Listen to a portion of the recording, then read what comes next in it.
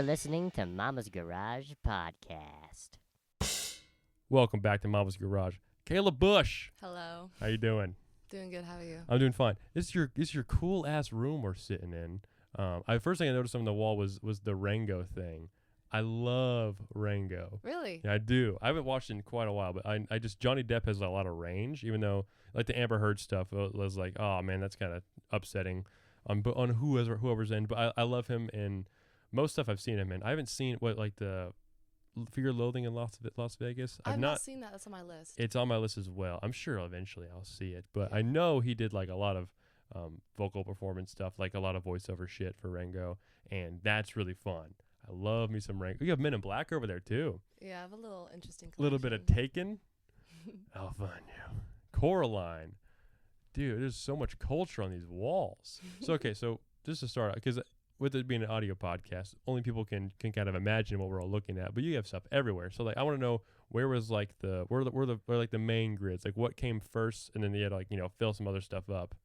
So, like, shoot. All right. So I have a lot of street posters that I got from a book, and it's just it's just like old, like kind of bands that kind of popped up, and I hung those, and then I got that MF Doom painting that I spray painted. I didn't realize. Yes. Yeah, I have. Max loves MF Doom.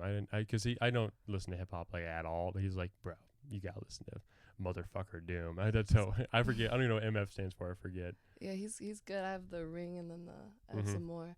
What do you listen to? I listen to most things. I can if I feel like it's like honestly made, then I'm like all for it. And I'm sure no MF Doom has there's a lot of structure behind it. I just don't vibe with that stuff like I feel like I could have. No, I feel you. But I listen to a lot of the same stuff. So like actually lately I've been listening to a playlist. So I'm doing all those drum covers every other week, and so I've listened to the playlist with like all the bands on there, and so it's basically all my favorite bands. So like for example, there's like Vampire Weekend on there. There's Pink, some motherfucking Adele. Then there's some Nirvana. Some I have a Matchbox 21, The Killer. So like there's like a lot of bands that I like really enjoy. My top 3 have to be 21 Pilots, which obviously that's since I was like 12. They had an album come out like last Friday, so I've been jamming the hell out of that a lot. There's another band called Games We Play, which I am doing. Actually, I'm releasing as of us recording this. Those drum covers are coming out this so Monday, Tuesday, today, and then Thursday and Friday. So I have 5 of those. But I got on stage and played a song with them last year. That's so sick. It was so fucking cool. Because I just kept posting on my story like for like a week before the show. I was like, love to come play the song. And then I talked to the brother who was running the merch table, and he was like, let's see if I can pull some strings. Shoot. And then halfway through the set, he was like, is Luke here? And I like went pale in the face, and the friends I made in line were like, they turned around and they were just like, you were so scared. But like I was more just like, I can't lose but to happen, because once he said my name, I was like, it's on, because I'd like practiced a song a fuck ton, Yeah. But yeah, that was really cool. That was at the Hi-Fi in Indianapolis. It's like a little small club. It's on Fountain Square. I've only been there once. I've been there. I went there for Treese. Oh really? That was? Yeah. I don't know Treese. It was a hip hop concert down in Indy. I bet that was really fun because it's how small and like tight that room is. And yeah, that's really cool. It was so cool to be on that stage. It felt like a free sample of what success could feel like, because there was like that room was packed full of people, and I was like second in row. So I just showed up like really early. I just kind of weaseled my way to the front. So the show was basically insane. And then I saw them again in June in Columbus at this place called A&R Bar. And then Emin, he's the lead singer, he recognized me in the crowd, was like, hey, you played drums with us. And I was like, that's correct. Holy shit. That's true. But I went there, I was just like, you ever do shit just like on your own? Because I went to Columbus by myself that day, and I just like, and then I came home later that night. I was like, just a little whole adventure. It was really cool. It's like a 3.5 hour car drive, but I mean, podcasts and playlists, and I'm set. But yeah, that sounds really cool. yeah, I feel like if you ever get it, like anyone listening right now, if you get a chance to just like, you're like, oh, I want to go do this thing, but like no one wants to go with me. Well, I go to comedy shows a lot, concerts. I've only been to the movies once by myself, but just like take yourself on a date. It's very fun, and then you won't be worried about ever doing some shit alone like that. Like really, like because like that first time is the hardest to do. Which the first time I ever did some shit like this, it was in Indianapolis last July. I just turned 19. So this was like basically 14 months ago. Okay. And I was going to go see a comedian named Dan Soder. He's one of my guys. Love this dude, right? And he was doing an early show and a late show, and I bought a ticket for each of them. And I was like, I don't want to burden somebody with watching the same show twice. So like that gave me a reason to go by myself. But I left the house with the words, "Sorry, ladies, I'm gay," written on the back of my windshield, like my rear view window. And Was that your doing? it was not me. It was Katie Dodson wrote that on there. Interesting. She was like, she was having fun with me at work. It was good, lighthearted. And I didn't wipe it off for whatever reason that day. And then 2 days later, I found myself in Indianapolis, and I didn't realize this. How could I realize this? There was a convention in town for priests. It was like a Catholic convention. So when I roll up to the edge of town, I can see Lucas Oil Stadium, but I can't like really smell downtown yet. But I'm like, I'm on the cusp. There's like picket signs and like megaphones, Bibles, like it's. People were not being very tolerant of not that I was like, flaunting anything, but I was like, if they read that, I'm afraid they're going to throw a brick through my window.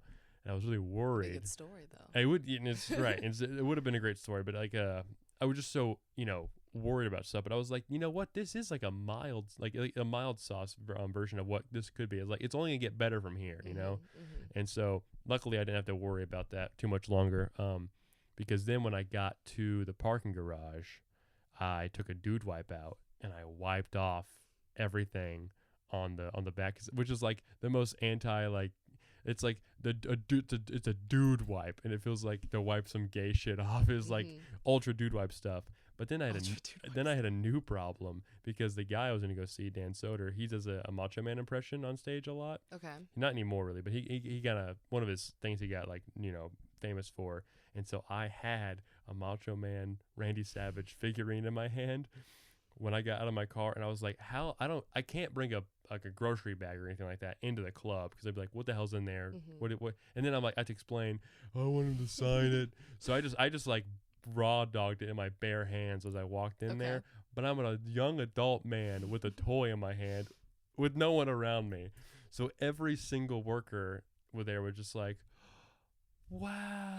Aww. Is that a toy? Oh, that's really cool. Kind of implying that I got dropped off. Aww. I know. But I mean, then I propped it up on the table I was sitting at, and I thought he'd see it. Didn't even look at me the whole show. That's so tragic. But eventually I plan to meet him in the future. So I'm actually about to see him like next month. So I don't think I'll meet him there. It's at like a theater show in Louisville. But point is, if I keep doing comedy though, I might cross paths with him. I'll be like, Soder, I got to tell you a fucking story. Because he was riffing about the Catholic convention in there, but whatever. Oh, and then on the way out of Indianapolis, I went the wrong way on a one-way. Ooh. And then a cop had to be like, yo. Hey, by the way. Yeah, you can't do that. And I was like, son of a bitch. So point is, like, I told the whole story because I was doing the concert by myself back in June. It's just fun to do shit by yourself. And so, I got that story and I got to tell it because no one was there to, I can tell however I want. Maybe I made up a lot of that. Didn't though. All that was true.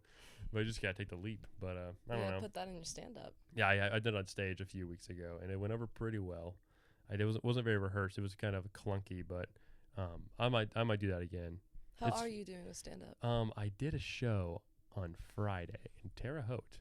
How'd it go? So usually when you're like starting off and everything, you kind of get these like 5 minutes like chunks of time to work on stuff, whether it be at an open mic or if you do if you're on a little small show. Because I've done the open mic I usually go to is called Hoppy Wobbles. Hoppy Wobbles. Yeah, it's just like a little bar on the west side of Bloomington. Okay. And it's really cool that I get to do that because I'm so young and they like let me go do stand up at a bar. And the deal I've made is that if I sign up last, I can watch the whole show, and then whenever it's over, I have to leave like right after. And I'm like, you know what, that'll work. But I turn 21 next July, so that won't last too much longer. But point is, I've only been working in 5-minute chunks, and so last Friday and the Friday before, I had 2 different shows on a Friday. So I'll just tell the first one first. September 5th it was. I went to Mitchell, Indiana, with my buddies Amy and Brian, who could easily be my parents. That's how much older they are than I am. But we each did I think so Amy did like 25. I did 10, which was the first for me. But I did a pretty okay job there. But then I think because of that set, it set me up really well for this past Friday in Terre Haute, 'cause I did 15 there. Okay. I didn't really mean to do 15, but I got a lot of compliments about that. So I think I talked about it in the previous episode, because I did a solo pod like on Monday. So that way I didn't, in case this one got moved back, I was like, I got to make sure I have a podcast for Thursday. So this episode will come out the next Thursday. So it'll be the 25th. Okay. You can start solo sharing this. podcast. Yeah, solo podcast. You I would just- just sitting in my chair in my room, just being like, so my weekend was pretty good, but But like, what do you talk about in a solo podcast? Just like, well, it took me I did it for a whole hour, but really it was I had such a good weekend this past weekend, so I wanted to like make sure that future me could go back and like relive stuff. So Yeah. inevitably I'll forget details, so I wanted to like capture it while it's still fresh in my mind. you should like talk to yourself. Like you say something and then you say it back. That'd be good. That'd be fun. Maybe it would be fun. I think it would take me just going insane in my room. You just go like you're rocking back and forth. Anyway, Luke, it was a great time. Yeah. Well, I thought about like how they do like they like split like a room in half, so like it's like they'll film one thing over here and then that'll be a video. Then they they splice it where it's like you kind of interject yourself. Mm-hmm. If I set my phone up like that, I can probably film myself interviewing myself one day, which would be so fun to pull off. Breaking the fourth wall. Yeah, I think so. It would just be really fun because like it'd take a lot of editing, but I think I can probably pull it off because you just need like to put the overlay on there and then crop it just right. And then as long as you have like a script to work off and you can memorize it, you can make it look really close to real. Yeah. So that's a plan of mine in the future because it's all about continuity and like keeping the tripod the same spot and stuff. Yeah, that'd be kind of sick. I'm thinking about doing that because eventually I want to record the podcast like out of my room because I actually decorated my walls recently. So I'll show you that later whenever I like get a picture of it or something. But there's like records and there's movie posters, a lot of the same shit in here to be honest. Because I have a Fight Club poster. It's really cool. I cut out my Led Zeppelin poster because it was like a bunch of old. It was an old picture from like had to been like from the President's era, so like 76, 77, because they looked like they were older than they usually are when they're in their younger years. But like I cut out the silhouettes of them, and like that's like one of like the motifs on like one of the walls. I'll show That's you. so, wait, that's really sick. I But like because that it was concept. way too much room to take up, so Yeah. I'll show you. I'm proud of that. But everyone listening now who's gonna watch the podcast in the future, maybe some insider knowledge about all that though. I don't know. But yeah, you have a very vibey ass room. I like how her TV's mounted on the side because damn, I forgot how he looks. He looks like Bill Burr. What the hell's his name? The lead singer of Smashing Pumpkins. They talked about it on Joe Rogan recently. You watched the Joe Rogan podcast? Well, I mean, it's kind of like I got introduced to the podcast in the first place. Really? Yeah. So I mean, I'm not like a huge Rogan subscriber, but anytime he has like a comedian on there, or like Matthew McConaughey was on this week, so I'm gonna watch that eventually. Oh my. All right. Yeah. So I mean, it's such a. I feel like you'd be missing out on culture if you didn't listen to it at least a few times. I've but listened to a little. My parents listen to it a lot. Have you ever heard of? I don't know if you would know these people. They're like my favorite. Do you watch YouTube? Yeah, I don't know. I'm asking that. Hey, I'm look, a do you Gen watch? Z Do you watch YouTube? I love. Do you know who Meat Canyon or Papa Meat is? I'm aware of Meat Canyon because I sat at a weird lunch table in my freshman year of high school. They were like, "Yo, check this the fuck out." I love that guy. Well, he has a podcast with one of my second favorite YouTubers, Windigoon. Isaiah. Do you know who that is? He does like conspiracy shit, like real cool ass conspiracy shit. And that's probably it's called Creepcast. Shout out. Creepcast. Great podcast. I think he would fuck with it heavy. Maybe. I mean, I do like just like dick jokes and just like easy to listen to stuff. So like, is it like that, or is it more just like here's a it's like creepy pasta? It's like it's exactly like creepypasta. It's Okay. really good. It's like I bet it is fun because concept podcasts they have to have a very strong hold on me for me to enjoy it. But I'll check it out. You see, if you send me a link or something like that later, I'll tune into one at work because all I do at work is listen to podcasts and music. Yeah. Because I can have an earbud in at all times at work. No, me too. I heard it's not good for you, but if everyone's listening to Bluetooth, then who gives a shit? How can it possibly be bad? Well, I want you to explain to me how Bluetooth works. I don't fucking know. I don't fucking I know. have no either. idea. It's Gosh. invisible little blue waves, and it only works if you're this close to it. The concept of Bluetooth eludes me. I don't understand it. You can do a phone call from the other side of the world, but Bluetooth only works if you're like 80 feet from your phone or less. Gosh. I don't like it. You know what? Whatever it is, kinda it's gay. witchcraft. It's Kind of gay. Kind of gay. Kinda gay. I don't You know what? really mess with it. Gosh. I can't make that the clip, but I'm tempted to make that the clip. Bluetooth, pretty gay. Pretty gay. You honest, I'll be honest honestly? with you. gosh. That's very good. But I have been watching some of your podcasts. And I appreciate that. Thank you very yes, much. Yeah, of this is course. episode 27, I think. 27. Wow. Yeah, That's which a I mean, lot. you know, Rogan's on like 2080 or something like that. Yeah, It's a lot. It's a lot of episodes. So, I mean, I have some catching up to do. But I just want to, doing it once a week is a pretty easy pace to keep because it's so easy to do. So whenever I do get a camera and start filming stuff, I feel like I'll still do audio stuff because that's just how easy it is to pull off. I just be like, yeah, my backpack's in my car. We can probably do a podcast. And I guess. yeah, I mean, we don't even need Wi-Fi. My Wi-Fi is like it's like gray right now. It's just simply just the machine itself, my laptop doing its thing. So, do people come to you for the podcast, or do you come to people? Depends on like what. As I've had people go to my room before and just like chill in there and just we'll just talk and like they'll sit in my chair, I'll sit in my bed, whatever. But I'm gonna try to get it where I have like a saucer chair there instead. Then I sit in my chair. That's my fucking chair. That's your fucking chair. My fucking chair. I got it from Trader Baker's. Ooh, like Trader almost a Bakers. year ago. I paid $100 for it. Got so much of more of my money out of that than I ever intended to. Because I was sitting in the podcast chair when I finally decided I'm fucking starting a podcast, dude. It was on Thanksgiving.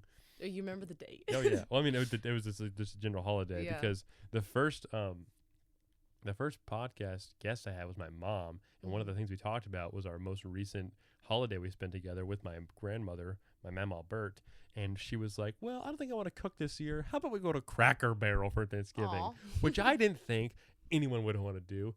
That was the busiest hellhole I'd ever been to. Oh, Cracker Barrel. Oh God. And also they took all like the spunk out of it too.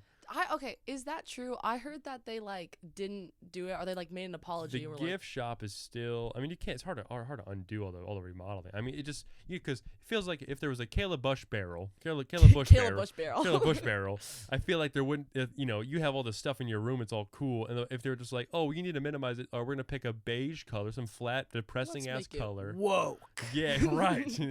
And just like there's like a couple of signs in there and stuff, but there's no like I want like rickety floors. I want the fear of splinters and like caring about me. I want there to be a table meant for just like that little peg game. I want big ass like picnic table size checkered boards.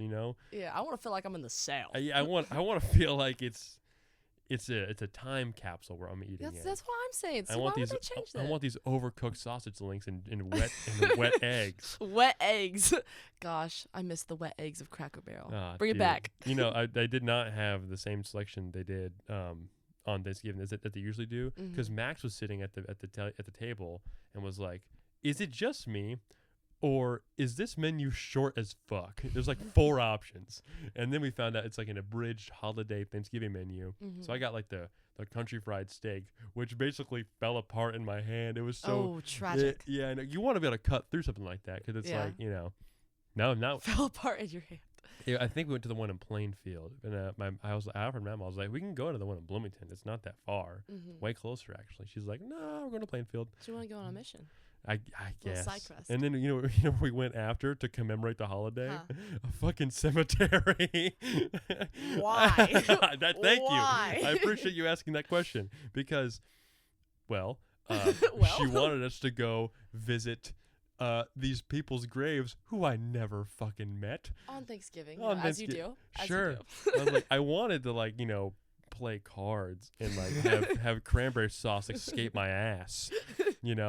God forbid. Right. But instead it's like, how about we wait 4 hours, not 4 hours, more like we waited nearly 2 hours in the gift shop before our name got called.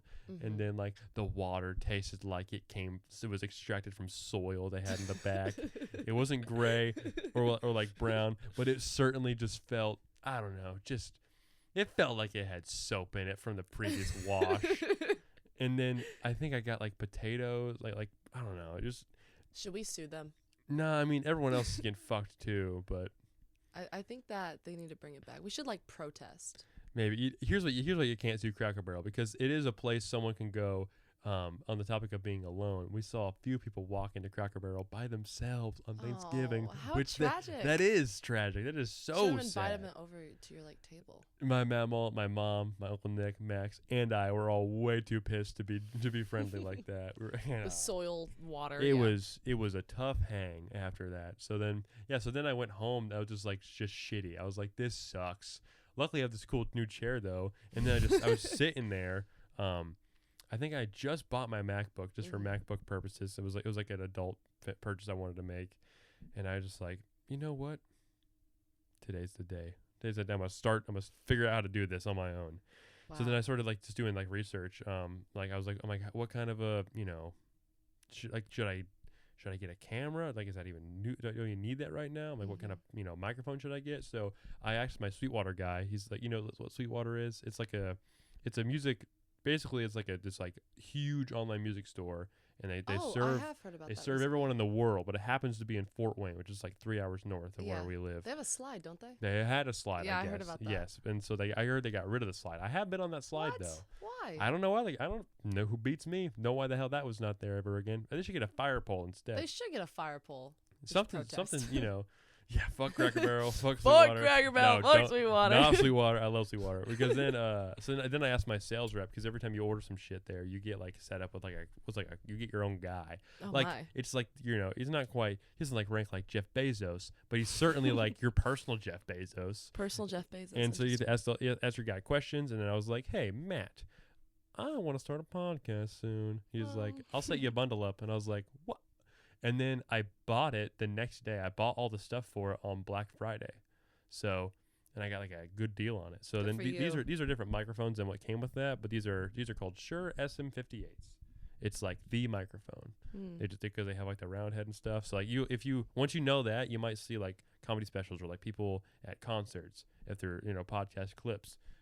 Most of them have. It's this exact same model, and these are like brand. I got them like a few months ago, so I love these microphones. I love actually holding a microphone to do a podcast because the other ones were like on a stand, and you can only speak into one side of them. And I didn't know that at first. So like I bet the first couple episodes of this podcast are just fried audio. I just because I didn't know how to EQ stuff. Now I'm learning how to do that. So eventually I'm gonna get windscreens and stuff. So Oh gosh. yeah, you're certainly in the crossroads of what the pod will eventually be. The build up. Yeah, but we're working on it. We're getting there. It's all right. I mean, I like this microphone like a lot. I feel very like professional holding it. I love holding it because it's stand up. It just makes you feel more comfortable holding a microphone when I do this for extended periods of time. But it feels like the conversation is more important because we have a microphone in our hands. You're right. Uh-huh. It does. And then I also found out. So I see some guys that hold microphones like they're just kind of fucking gripping the Gripping. shit out of it, like They're they're practicing for something. like Homer strangling Bart, but with only Uh-huh. one hand. But I grab a microphone instinctively like a drumstick. I realized. okay. So maybe that'll separate I me. just realized I'm gripping it. Yeah, you're gripping the fuck. Yeah, like We also have fancy. rings on too, so I imagine that's like. But I mean, I just have. Should you do like one pinky up? Does that make it like? That makes it the podcast important and fancy. Gosh. I don't know, microphone like because there's a lot of like inside baseball shit about stand up where if you grab both hands on the microphone like this, then it feels like you're kind of doing like you kind of hunch your back. You're doing like a Dave Attell or like Shane Gillis. There's like two. I'm sure you know Shane Gillis, right? Yeah. So, but Like- Dave Attell is more like an older guy from New York, but like they just kind of like their delivery, hand here, hand there. Hey, that's Shane, right? But then Hello. there's guys like if you hold the microphone like this and kind of lean on like the mic stand. It's kind of a Bill Burr thing. And then some people they'll hold it like way back here, like on the XLR itself. And then what I hate is when people hold they hold it to their chin. Do people do that? I hate that so much because it feels so much more intimate. It And also, it's like a whispering. I have a very that's ASMR in my beard right now. No one wants to hear that. Wait, You want to keep a nice healthy. Luke, you should do an ASMR. Hi guys. Nope. I will pause it right now. We will make this the quickest episode ever.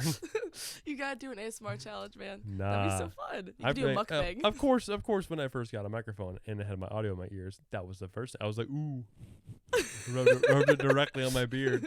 But no, I can see No. I can see the audio stems right now, and we just picked this shit. That's gonna be great for the listener later on. I hope you enjoy that. God, it's actually my pubes. Little do you know. Not really, no. Goddamn. So you're 2 grades below me, right? Yes, No, you I am. just graduated. I did, yes. Yes, because I graduated 2 years. I'm an old dude now. You're I'm old status. as fuck. I'm 20. Unk status. But I remember meaning to ask, were you? I did this like so when I was a senior. I was asked by 2 people from the yearbook committee Oh gosh. to like do like a. What ended up happening was a picture of me, at the drum set in the band room. I took that. That was you. That's That what I was me, thought. yes. Because that was back when you had glasses and stuff. Still, Oh right? gosh, yeah. That was like metamorphosis Kayla. Metamorphosis, Kayla, yeah. I believe that's true. Yes. Because who was the other one? I forget her. I don't think I ever knew her. Like after outside of that. I don't know. I don't really remember a lot from yearbook. Yeah, but that was your sophomore year then, though, right? Because I was a senior, so it must have been. Yes, yes. I Because- got a good photo though. Did you like it? I liked the photo. I did not like that it was right next to Dan the Man. You didn't like it was right next to Dan the Man. I thought that would give you honor. I mean, it was more like a, well, yeah, I could have, if we're on the same page where it's like my face and you turn the page, oh look, there's Dan the Man, but it's like me, and then it's just Dan. Which oh my gosh. I don't fear. What is he doing right now? Do you know? Well, we can check Snapchat right now. I think Kayla about Bush. him every day. Every day. Every single day. I'm like, I wonder what Mr. Milfmobile is doing right now. I mean, he's just an insane figure. I can't believe I know him. I was around him in school. I 'Cause know. he's such a cartoon. He's not even real in my eyes, and I feel bad talking about him because No, because I mean, I thought the same thing before when we brought him up, but I mean, he is just so I mean, the shit he said online could be described as deplorable. Yep. Potentially forgiven if he makes a huge life change. Oh, I keep itching I think it's the fucking microphone got on my mustache. I'm all like, you guys feel that?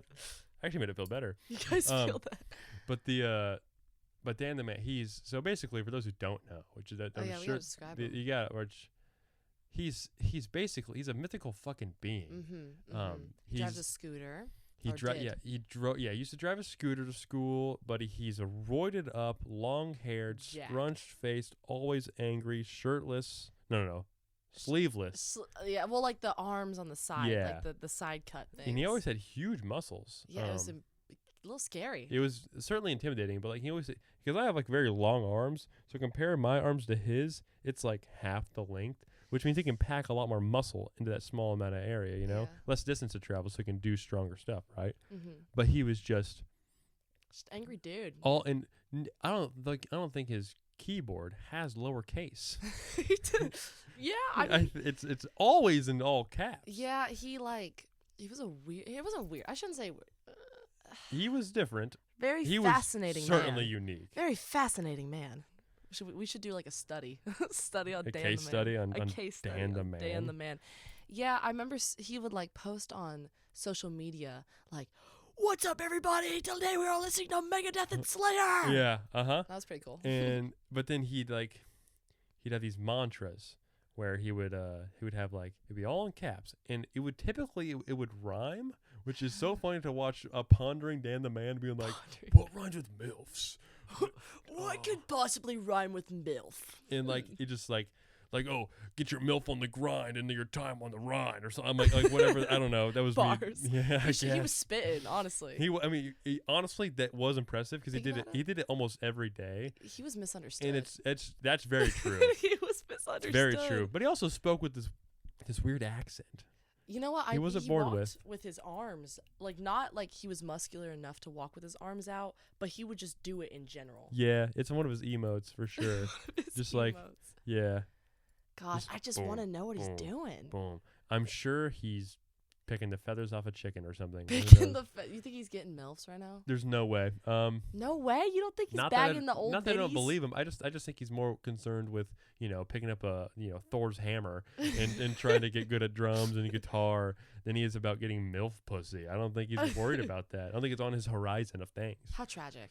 I mean, tragic. sure, you can describe it as tragic, but also it's just like he's his own guy, and He is I'm his not. own guy. It sounds like I'm shitting on him, but really, it's just like he's such a mystery, and he didn't talk much. He didn't. He just kind of expressed the way he felt Dan, online. honestly, we're just fascinated with you, man. I know. I doubt he's listening, but Shout out to you. shout out Dan the Man. But it's funny how him and I each use Snapchat so differently. Because like you've been on my Snapchat for a long time now, right? Yes, You just I have. a lot of car rants, a lot of like, oh, check out this drum video, I love the car rants. or it's like I'll find some dumb shit and I'll just like make a caption. That's what like really gave me the confidence to be like, oh, I think I am funny enough to hold a microphone for people, and capture some people's attention. So Snapchat really helps. But he like, I don't know, treats it like it's A diary? No. Well, Maybe not a diary. a diary is something you do for yourself where no one's ever going to see it. This is more of like a perpetual manifesto. Perpetual manifesto. Now, I like is manifesto, is that another name? It's like a long name for a suicide note? I forget. It's not. Okay, I'm going to look at what manifesto means. Make sure I use that word correctly. For suicide note. Manifesto. Do you think it was Dad's suicide note? Well, no, not the whole. I mean, he's still with us, so he's good. I wouldn't As make we fun of him know. if I thought so. A manifesto is a written declaration of the intentions, motives, or views of the issuer. So I nailed it actually. Yeah, on the spot. But yeah, declarations, intentions, motives, or views of the issuer. I wish he like kept it so then like it could be like a whole thing. Like you just click through it, you know, and you see his Well, beauty. I don't think anybody wants their Snapchat story like you know like this long reel to go through forever. That feels so invasive. I don't know. Well, how wild would that be? That would be a little bit wild. It would be. Gosh, Dan the man. Who are some other characters from high school? Because you had together, you and I had 6 years of of our own. Because we 2 of our years are together. 2 of mine were before you were in high school, and 2 after ones I was in high school. So we have 6 years to pull from. So who do you think was somebody else worth mentioning from the high school that wouldn't get us in trouble with that person? Shelby. Shelby. Do you remember Shelby? He wore a cape and he was bald. And he was bald. He wasn't always bald. He wasn't always bald. There was a day. He was a very sweet guy. He was misunderstood. He- Certainly on the spectrum. And I remember him being so friendly to me when I was in middle school, like in 6th grade. He wore that crazy dope cape. Very, very fun cape. I kind of loved it. Like- I kind like of love a- Shelby. Did it have a big collar? I don't think it had an ironically big, like, funny collar. I think it was just like very long. Yeah. He wore like, doesn't he wear like boots or something? Definitely shoes. I don't know if he wore boots though. He definitely was covering his feet up because obviously you got to do that to go to school. But because I almost forgot what you were because when you said Shelby, I'm like I know a lot of Shelbys from school. Like 4 of them went through my brain. But I like Shelby. I remember distinctly I was walking the hall listening to music, and apparently I have I look upset when I'm just walking. I don't know. Oh, so you have RBF, unfortunately. I'm just kidding. maybe? That stands for root beer flow, by the way. It's Um, but he stopped me and he asked me if I was okay, and I was like, yes. That's so nice. That's what I'm saying. That's See, so I'm not nice. hating on him at all. He was a very sweet Sir, man. yeah. He just very different, and I'm sure he would have loved to have tried to blend in more if he cared about that. But nothing bad to say about him at all. But he's certainly a character though. Someone to so. put in the cast of like a Martinsville High School the movie. Martinsville High School, the movie. So, is Mr. Bell still the principal there? Like, were you there? Yes, he is still the principal. Is he still so enthusiastic? He is. He like, I don't know if we were there for it, but he like yelled at, like, what was it? It was like Veterans Day, I think, and he was like yelling at people. I was like, guys, there's a photo of him with a Hello Kitty thing on his face. He's so cute. Look, he's like the cutest guy in the world. Listen, I love the guy. Well, actually, one time I was in his office by myself, him and I were talking, and it was because of Pants, my old cover band, because the year before, and what started this like little tradition, I guess, it was my first band I was ever in. Stay with me on this. Okay. The Deeper Beaver, Toe Jam Football, Chainsaw Milk Quartet. You know, I actually think I remember you telling me about this. Maybe a while ago. I'm sure I have. It's a fun story to tell. But that was we did a talent show on a month about 4 years ago. It was like a holy shit. Was it today? No. Was it 4 years ago today? That's crazy. That Let me would be check. insane. I have a feeling it might have been. So it's 2021. It was on a Monday. It's a sign. You gotta join it. Are you still in it? Nah, this was a long time ago. Tragic. Let's see. Oh, okay. The first. Okay, I think this is correct. The first time I played drums on the football field was 4 years ago today. Okay. That's cool. That is Let cool. me check my Snapchat memory, see if that's correct. Whatever. It's got to be. 4 years ago, if it'll load. Yep, 4 years ago today. Look at that. Satterwoods Field, right? So the reason why I bring that up is because the next year, whenever Pants and I did that, we had like a bunch of lyrics from old songs, and I wrote some all the lyrics out on a Google Doc and highlighted the ones that could be a problem. And I went to his office. I was like, Mr. Bell, Jeffrey Bell, could you review these for me? And I can go ahead and start like, tweaking them around and everything. So then he picked like maybe 3 or 4 I needed to tweak. I was like, okay, we can lop it out, or I would come up with some different lyrics to go in instead. And I never deleted the notes folder for this. I'm gonna find it real quick and show you. I'm under the shit and stuff folder. There it is. Okay.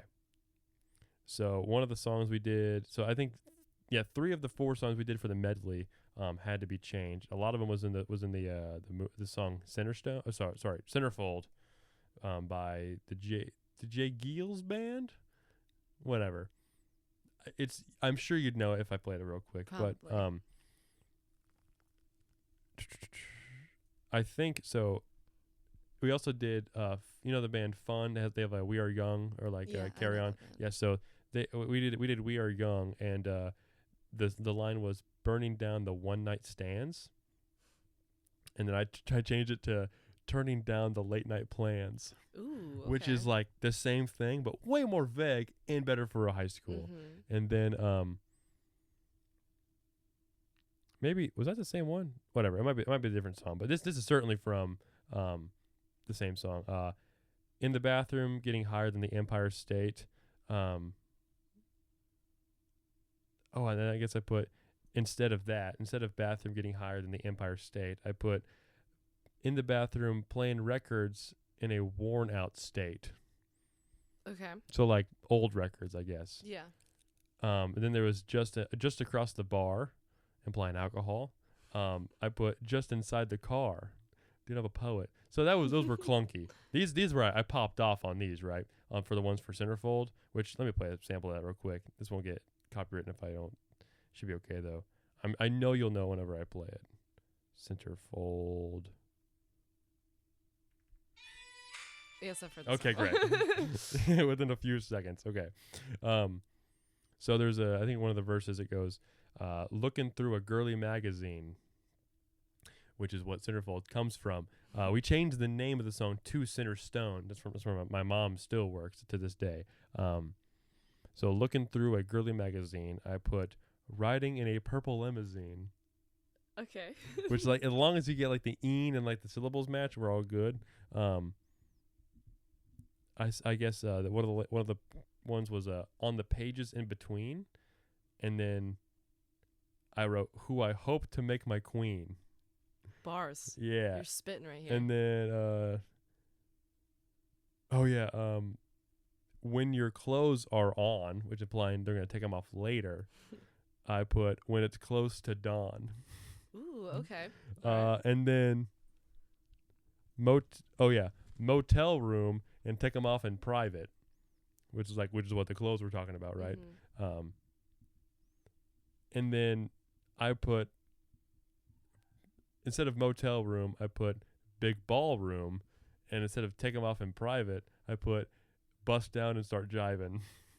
Bust down and start jiving. Ooh. Right. Which these all mean the same thing, right? Yeah. I made sure I kept this, which I was like I remember I was like in my room. It was like 1 a.m. I had to go to school the next day, and I was like, dude, I gotta focus.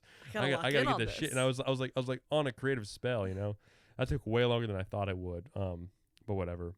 So that was pants. Why was I even talking about pants? I don't Then know. my first band, and then beats me.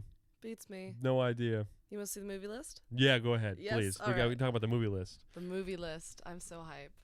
Because I know you know a lot about movies. Because we've talked about it. Certainly. And I want to talk about the iceberg theory you showed me like a year ago. The iceberg theory. About like how scary and fucked up movies can The get. horror movie. Yeah. Oh, Luke. I'm so excited. Okay. So this is the... Okay. This is great. This is the movie list. You tell me what you've seen. Now is the thing in bold, is that also the name of the movie, or is that just like Shoot the Glass is just from a movie. Okay. But the ones that are checked, I have seen. The ones that are not checked, I have not seen. Or I know that they're good, but I need to watch them. There's a lot of movies on this list. There's a lot. Okay, all right, I'm gonna go through and scroll through it before I say some. A couple that catch my eye. the Fantastic Mr. Fox. Wes Anderson. See, that's the movie that I got introduced to Wes Anderson with. I was in my senior year. I was in Coach G's business class 6th period. Coach G, wow. And he was like, guys, hope you don't mind. Fantastic Mr. Fox is on YouTube free with ads. We're going to be doing that today. Does he like Wes Anderson? He's a very cultured man. Oh, I know he draws shoes, and I was like, that's so sick. Yeah, and so then I was like, whatever, little movie, whatever. I'll see what it's all about. Then I was like, oh, this is like beautiful. I had no idea. Great movie. Yeah, Superbad. You can't not love Superbad. It is like that is like a actually it's like right between. I feel like people in Gen Z still love that movie, but like millennials grew up with that for sure as well. I've heard of Donnie Darko. That's Jake Gyllenhaal, correct? Yes. Okay, that's all. I need to watch that eventually. I just watched 7 last night. Very, very good. Love 7. Casablanca. I know that's an old movie. It's like from the 40s. It's in black and white. It is in black and white. I don't know exactly when it's from, but yeah. It's got a really good concept. Have you ever seen 12 Angry Men? I love 12 Angry Men. I love 12 Angry Men. I love 12 Angry Men. That is such a the concept that you can you have a movie of just a bunch of people in a room, and then that's the movie. But it used to be a play. I think that's why, right? Yeah, I love movies that feel like they are plays because you get so comfortable watching it because you get the way of the land the whole time. Yeah. So I don't like fantasy, crazy big shit. I'm like, there's too much going on. You could film a movie inside of a house, and you can use different rooms for different parts of the story and plot. I want to do that whenever I get older. Like when I have kids, and I'm like, you know what, fuck it, I'm gonna be a stay-at-home dad. I'll be like the dad in Coraline typing away. Yeah. Right.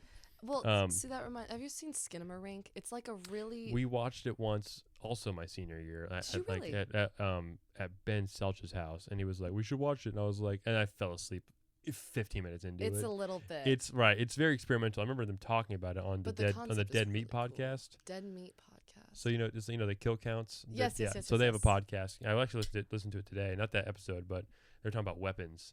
Did you see Weapons? I did see. The George Harrison. Dude. Oh my gosh. Yeah. Yes. It was pretty good. I liked it. I really liked it a lot. I laughed a lot during it as well. It was ironic. Was it ironically funny, or was it supposed to be funny? I think what they can do now, especially with horror and like the mesh, like the juxtaposition of horror and comedy. I think you should be expecting that these days. Yes. Because I don't know, a lot of directors do that, and also I don't think I like a lot of gothic horror movies because I'm like, there's no relief, there's no I don't know. I really enjoyed. I love the tone. Everyone in it was great. Even though I think they had to swap out some people. I think Bobby Lee was supposed to be Marcus, the guy who looks just like Bobby Lee. And then I think Josh Brolin was supposed to be Pedro Pascal. A few other things got switched around, but the cast is still phenomenal. And I wonder if it would have been too overloaded and it wouldn't have got as good as it was because people might have prejudice against certain actors and be like, well, I don't think I like them in this, so I don't want to go see that. I get you. But I think it's a lot of lesser known people that kind of strengthen that movie a lot as well. And I feel like we've gotten a lot of good movies recently, certainly Long Legs. Did you see I that loved one? Long Legs. Yeah, because you caught the hell out of all that. I remember we talked about whenever it came out. Gosh, that movie was so That's a great list, by the way. So there's more. There's so many that we didn't get talked about. Like The Departed's on there. I love The Departed, but I want to talk about Long Legs though, because I just rewatched The Kill Count the other day because it just came out, and it reminded me of how just sinister Nick Cage is in that. It's such a cool concept. I didn't really like the ending per se. Yeah, because I feel like whenever Nick Cage kills himself with his own fucking blunt force trauma to the face, you kind of like, well, where's this going now? Yeah, just like the whole doll thing, it just didn't really stick with me. Yeah. For people who haven't seen it, I'm not trying but to whatever. spoil. I mean, I'm sure my 4 listeners will be like, "Oh yeah, I saw that." Oh yeah, this was pretty good. Hi, dude. How you doing, Charlie? He's my cousin. I work with him. He always listens. He's gonna be on the pod eventually, but right now he's folklore, so he's just gonna be this mythical guy I always mention. Oh, I like that. Yeah, he won't be on for a while. But the idea of movies having like things that you spot, like Yeah. like the devil, how it was like kind of like not even there, and it just And kept I did not catch flashing. that. I saw the movie twice in theaters, and I looked for it the second time because you told me like, oh, I saw the fucking shadow in the corner. Yeah. I only caught it maybe twice or 3 times. Whenever. Really? Yeah, because you caught it a lot. I remember. I did. I'm very. I like when I watch a movie, I will just sit there and. And I feel like my brain will examine too many things. Like it won't hone in like the whole thing as a whole. It'll be more just like, all right. I'm kind of always really fascinated with cinematography. So how they likewise. just like compose a shot. You know, like what's this? Is this on purpose? Like, is that really cool for a reason? I'm like, is that line leading somewhere on purpose? Should I be looking over there? Should it be framing someone so I can look at this? Like, there's a shot in Seven last night where which I say it came out 30 years ago, but I just watched it in theaters at Regal Cinemas in Greenwood. Whenever you meet Somerset comes in, Morgan Freeman, whenever he comes in and meets Gwyneth Paltrow, his wife, Brad Pitt's wife, there's a shot where Morgan Freeman's, if so, imagine this is the camera, right? Okay. You too, audio listener. Morgan Freeman's like off to like the left side, kind of his back is to him, and then Gwyneth is like way in the back, and it gives this shot a lot of depth. And there's like this like kitchen like cutout, and she's like put right in the middle of it. It's almost like a picture frame on the wall that's like alive. See, I'm trying to remember this scene. It's very quick, but I caught it, and like it really made me happy. Yeah. And then also the way they just use like very easy but like cleverly angled like B-roll footage to kind of break a scene up where it's like, I like whenever movies have like dialogue over like a still shot for a second, and then you hop right. It just kind of gets you. It kind of like wipes the slate clean almost. You don't just jump from like this scene, sharp cut to the next. It kind of rounds stuff off. But the cool part about the one I'm thinking of is that there was this shot of the building, but the only thing that was moving was like this wire that you could barely see. So it almost reminded you like this isn't a picture. This is certainly happening. Yeah. And it kind of put you in the it's an external shot, and so the wind was kind of taking it, but it's the only thing moving. It's like this like little wire. It's really, really cool. And then big time spoiler if you haven't seen Seven, but for listeners, I'm sure you guys will be fine. At the end of the movie, the climax, wherever Kevin Spacey's on the ground and he's telling him, just being just a sinister fucking godless Dickhead. prick. Yeah. Just being like, oh, he didn't know because his wife was pregnant with a child, and then I didn't know this until I watched it last night. But right before Brad Pitt shoots him in the face and gives in, there's this very still quick shot of Gwyneth Paltrow's face on the screen for a second, which is like it's probably what flashed in his brain, where it's like he kind of realized, and then he just pulls a trigger and fucking caps him. What a good thing to pick up on. I didn't catch it ever because I've seen the movie at least twice before last night. But get to sit there and like digest it and stuff, and knowing what's coming as well, it kind of helps in that sense. And I like going back to the movies to see shit I've already seen before because it feels like it's elevated, but also now I can really study it. There's no on my phone. I'm not gonna get my phone. I'm gonna be courteous and stuff. But it's also surround sound. Yeah. I'm only looking at that. So it's the best way to watch a movie is in the theaters. I can agree with that. So 2 movies I'd like to talk about because I want your opinions on them. So Memento. Have you ever seen Memento? I did. I just watched it like right when I got my new job.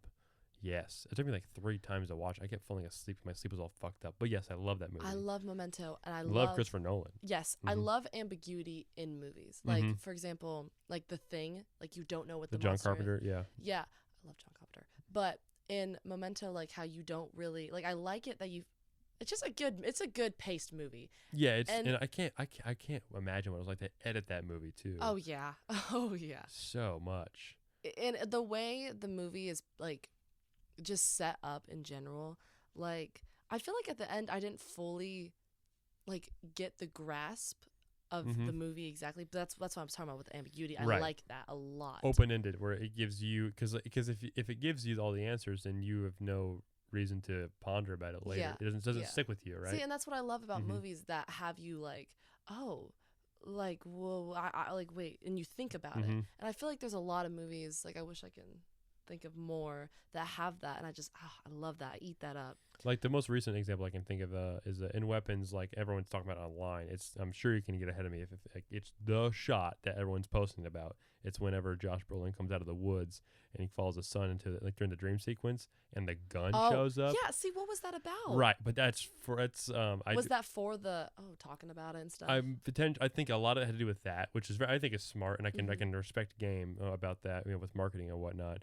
But I think we should bookmark that because I feel like you have more stuff to say. Because I'm going to go on a huge tangent about this because I heard somebody. Yeah, I mean, sure, if you want, but like you said Memento with the ambiguity, and I forget. So remind me how that movie ends because I haven't seen it in a minute. But I mean, I just watched it, but I mean, it's hard to. I watched it in so many different chapters because it took me 3 days to watch it, but. Because it's almost like a reset almost where it takes you back to the beginning. Yes, because he like forgets because he has like the span of a. And it's a really fun premise. Yeah, I like that a lot. And what's I forget that guy's name. No, it doesn't start with a P. But he was in The Brutalist and he's in L.A. Confidential. But he's just the sharpest jawline ever. Let me look it up because I'm trying to think of what other movies I've seen him in because I know I've seen him in other things. I think his name is Guy Peterson. Guy something. Okay. I remember. No, that's a word I struggle with the most. Remember. Because if I get in a series of words, I guess I just said series. A series of words. Is Guy Pearce. Guy Pearce. Yes. Okay, Peterson's a little different, but Guy Pearce. That makes sense. Let's see what movies he was in. By the way, do you want a podcast sandwich? We'll pause and do that because I was like, oh, I didn't forget the cheeseburger. The hospitality is insane. Podcast. Not my first podcast. He was in Iron Man 3. I did not know that. Iron Man 3. Yeah, I only seen the first Iron Man. We watched it in film class to study the hero's journey, which I was like, okay. I didn't know that was like a. I think I love Mr. Smith's film class. I just wish I could have delved into different types of. I'm like, what other kind of stories are there? If there's like a few lists where it's like, because I don't know, we watched Rocky and we watched Iron Man. They're both follow the hero's journey. It's like an age old, almost like a template for how movies can go, like a certain type of story, but they both follow the method very, very well. I don't know if it was like tweaked after those movies came out, but I imagine there's like. Trying to think of another situation where it's like a fantasy movie or like a cop drama where there's like it's like you introduce this character and it's like yada yada yada, here's the conflict and yada yada yada, this is how here's the big part where he puts on like his cape, metaphorically, and like this now he's got swollen eyes and Adrian, into Rocky or whatever, or he becomes Iron Man. I don't know, but there's like a fall and stuff. I just wish there's more I could get into all that, but I don't remember. I'm just not big on Marvel movies. I like Spider-Man. I like Deadpool. Those are my two guys. Yeah. But like the general MCU itself, it's just lost on me. I feel you. I'm more of a DC person myself. Because they're darker and like less mainstream. Maybe. Yeah, I really. Did you see the new Superman? I've not seen the new. I have, and I thought it was really good. Okay, well I know James Gunn is renowned because he did the Guardians of the Galaxy. Yes, he did do that. So, but I didn't. I thought it was a little bit overhyped, personally. Well, I mean, I guess it got marketed the hell out of as well, so that might be part of the reason why. But, I mean, if you had seen it, just be like, "There's a new Superman movie. How have I not heard of this?" And you watch it, you're like, "This is fucking great." Maybe you would be. It's because it's hard to go into a movie without like having some sort of a bias or like some sort of like a preconceived notion. Because when I saw Weapons, I had no idea what it was about at all. I was like. Okay, I'm gonna go see Weapons, and I like going to movies. I really enjoy that a lot. So it was my mom's idea to go watch it. I go on movie dates with my mom quite often. It's very good. Sweet. It's very good. But so yeah, we saw that. Well, did you see Sinners? I started on it. I did not watch it. It just doesn't really sound too enticing to me. So what did you know about it before going? Because this goes in perfectly into a. Yeah. Well, okay. I heard about it from some friends and on TikTok, and I was like, "You gotta watch this." And I was like, "This doesn't really sound too interesting." So this better not get me in trouble later on. But like, here's what I think the movie should have been called. It should have been called Vampires and Cotton Pickers. Oh my! because Sinners is too obviously I'm joking. Don't take that out of context. But.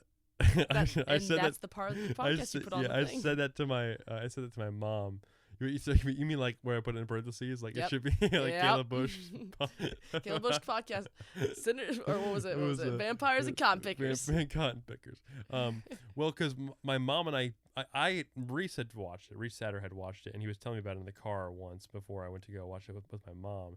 And he mentioned the word vampire, but I almost forgot about it until I watched the movie, and so I didn't know much about it. But I thought it was going to be this like cool, like like an old like a rewriting history kind of a thing where it's like the people that didn't have the upper hand and recently, so like anyone who was black back then gets to like take the reins back, and it's like a black power movie. That's what the first half was leading you to believe.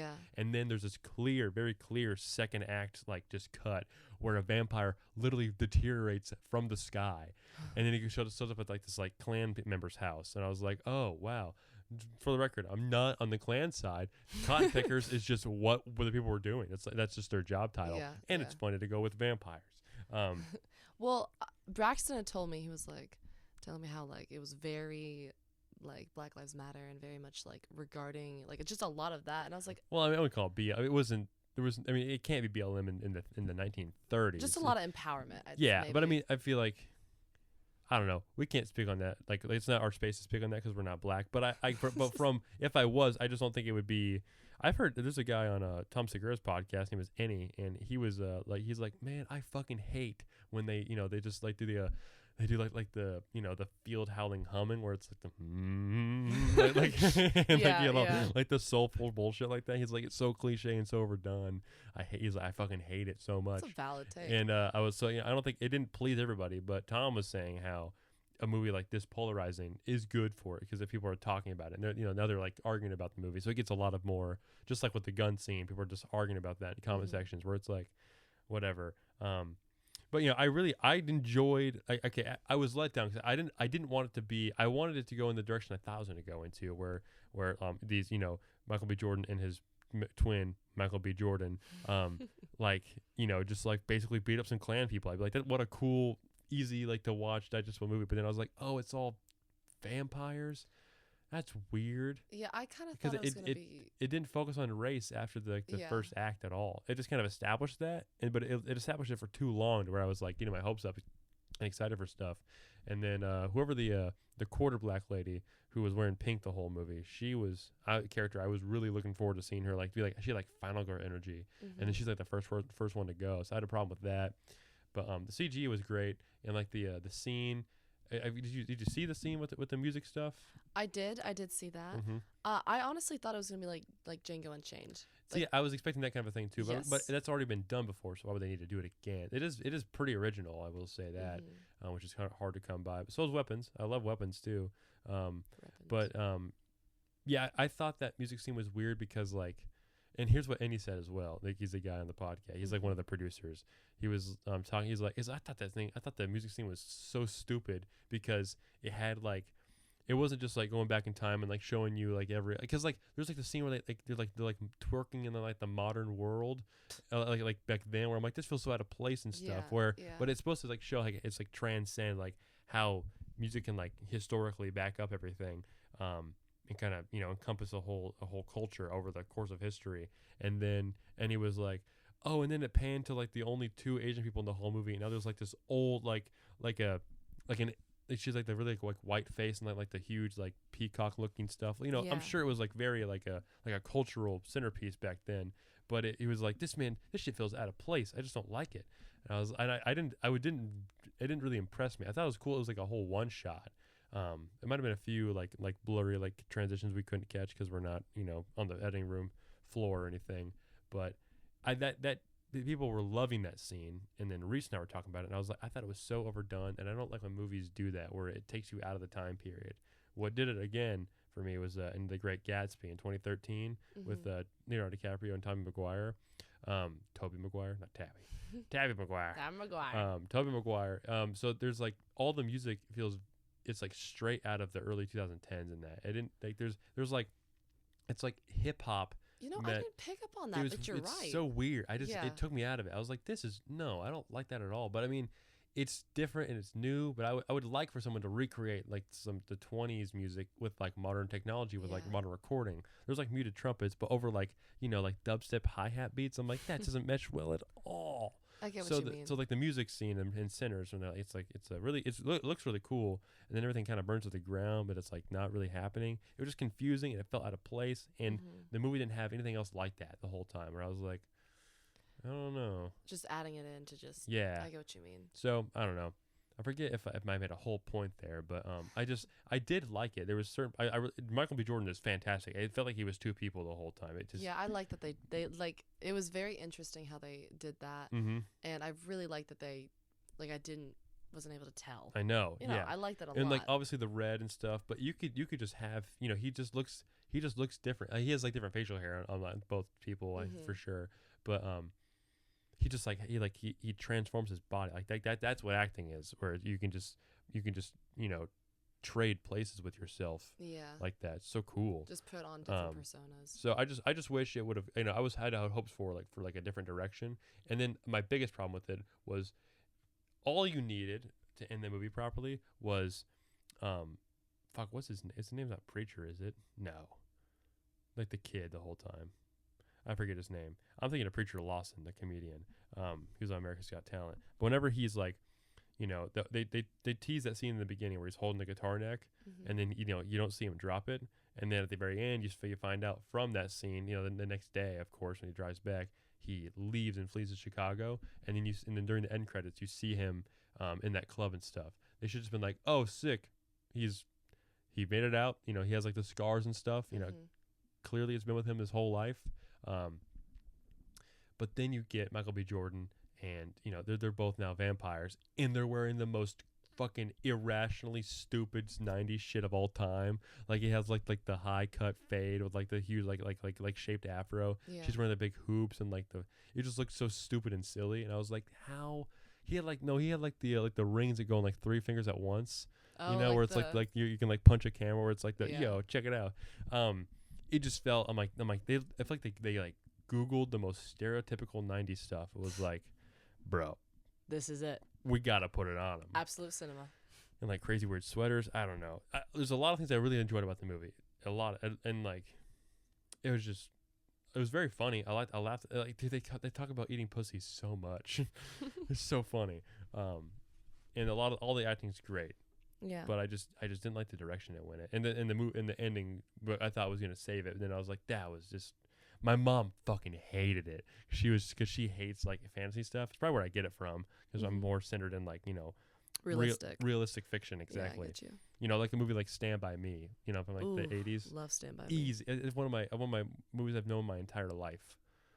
And so that's a movie where I'm like, oh, this all could have happened back then. Yeah.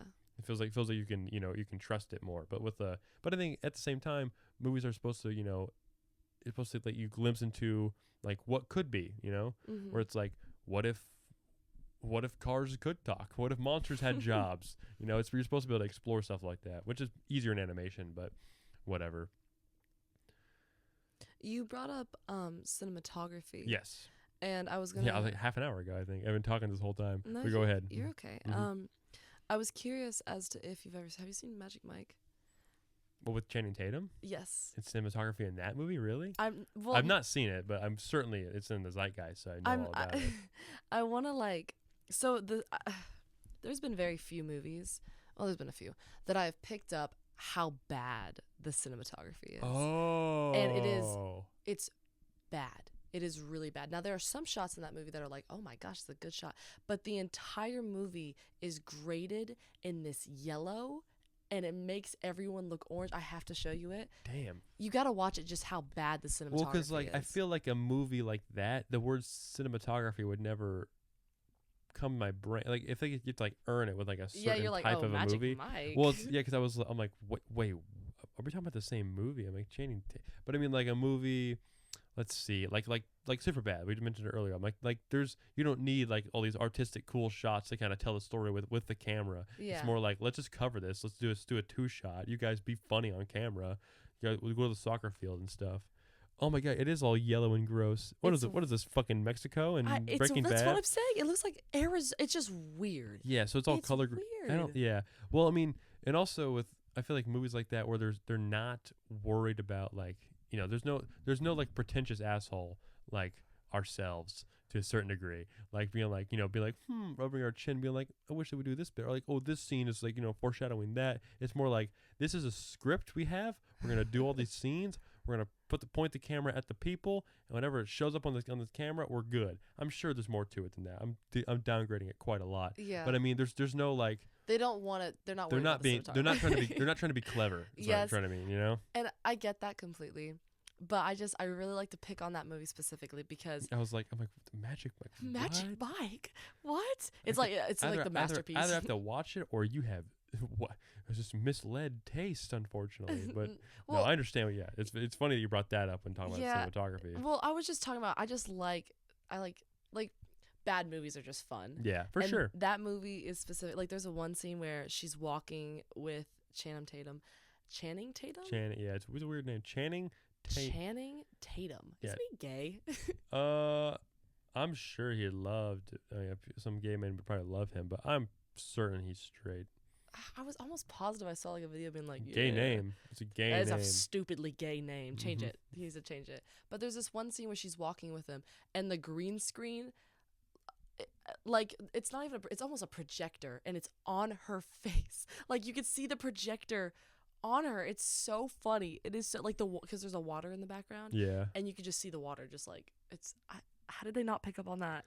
Yeah. I don't know. Well, because that's bad because it was like it had a lot of money going towards it, and there's still problems like that. Yeah. You can excuse it if it's like a film it on a budget. It honestly gives it more charm like that. Mm-hmm. If you can find problems where it's like, oh dude, I saw the boom might come in here, or like or like they forgot to take like some guy was eating lunch on the table, so you can still see like part of like a to-go box or something, which is very I didn't see that in any movie, but I'm sure it's happened before. Mm-hmm. But I don't know. I don't ever want to watch Magic Mike now because I'm like, oh, it's a piece of shit. Kayla said so. Well, it's not necessarily like, it's not the worst movie in the world. My mom loves it because she loves Channing Tatum. Yeah. But it's just a fun. And that bad movie's movie. not made for like this is a film. It's a film. It's a sexy movie. Yeah. Well. And I remember when it came out, I was like, ooh. Not for me, but I mean, I'll watch it. It's not market. I'm like, it's not supposed to make me excited. I'm like, I'm not getting anything out of this, but I will entertain it. Yeah. Well, I like bad movies in general. Like, have you ever seen Velocipaster? I think Velocipaster. What else? What else is there? I mean, the most classic one I can come to is like The Room with Tommy Wiseau, because like they made James Franco. Why did I say Dan Franco? Dan Franco. There's Dave Franco, which is his brother, but James Franco plays like it's called The Disaster Artist, and it's basically the making of The Room. But they just make fun of it the whole fucking time. It's like it's really funny. But The Room is like from like 2003, and it's this like guy who was independently wealthy made a movie with his own shit, and the acting is terrible, and it's very weird. It's very fucking weird. Interesting. And there's a lot of like odd, like really elongated sex scenes too. I did not know those were in the movie, but then I bought the movie, and I was like, okay, let's turn it on. And I was like, what a hunk of shit this is. The scene where I'm sure you've seen it in pop culture, where it's he's on a roof. He's like, oh hi Mark. Well, that's from The Room. So I have not seen that. Interesting. Well, another movie that's like, I love this movie. I think the acting is absolutely terrible, but it's a very good film. Almost Famous. Ooh, is that new or is that old? It's an older movie. It's about, I can't believe if he goes on with Motley Crue, or I think the original. Was it a biopic? Maybe I don't remember, but it's a really good movie, and the concept is really Came cool. out 2000. Yeah, the concept is really cool, and I love the design of it, but the acting is atrocious. It's so bad. Damn, so it's funny that Jason Lee's in there, but also Philip Seymour Hoffman. Jimmy Fallon's in it? Yeah, like I said, like they have a lot of good actors, and it's the plot is just phenomenal, but oh my gosh. Those actors cannot, like, there's like the kid cannot act with, gosh, it's just not good. Almost Famous. I've like loosely heard of this. I don't know. I think you would like it. Maybe. You should check it out. Just terrible acting.